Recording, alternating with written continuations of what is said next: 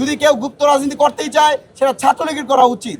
বাংলাদেশ ছাত্র অধিকার পরিষদ বেশ কয়েকদিন ধরে আপনারা দেখেছেন আমরা শিক্ষা সুষ্ঠু পরিবেশ এবং নিরাপদ ক্যাম্পাসের দাবিতে কলম মিছিল দিয়েছি।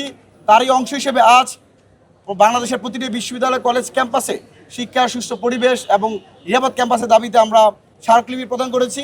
আজ আমরা ঢাকা বিশ্ববিদ্যালয়ের মাননীয় বিসি স্যারের সাথে কথা বলেছি। আমাদের বক্তব্য স্পষ্ট, জুলাই আগস্ট অভ্যুত্থান পরবর্তী ছাত্র রাজনীতি হবে অস্ত্রের ঝঞ্ঝানি মুক্ত, যেখানে পেশি শক্তি থাকবে না, যেখানে আন্ডার পলিটিক্স থাকবে না।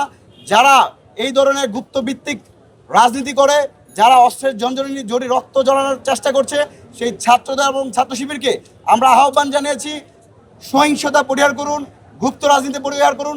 বর্তমান প্রেক্ষাপটে একমাত্র নিষিদ্ধ সংগঠন হচ্ছে ছাত্রলীগ। যদি কেউ গুপ্ত রাজনীতি করতেই চায় সেটা ছাত্রলীগের করা উচিত।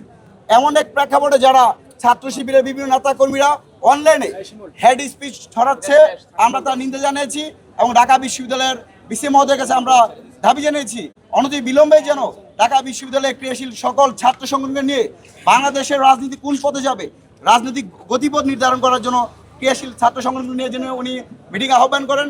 পাশাপাশি গত 3 দিন আগে শাহবাগে যেই ঘটনা ঘটেছে তার সুষ্ঠু তদন্ত সাপেক্ষে দোষীদের বিরুদ্ধে ব্যবস্থা নেওয়া। একই সাথে আমরা তাদেরকে বলেছি আমরা এই বিশ্ববিদ্যালয় বিগত সময়ে তদন্তের নামে খেলা দেখতে পেয়েছি। কোনো একটা ঘটনা ঘটলেই আমরা তদন্তের নাম শুনেছি, কিন্তু সেই তদন্তের কোনো আলো আমরা দেখতে পাই নাই।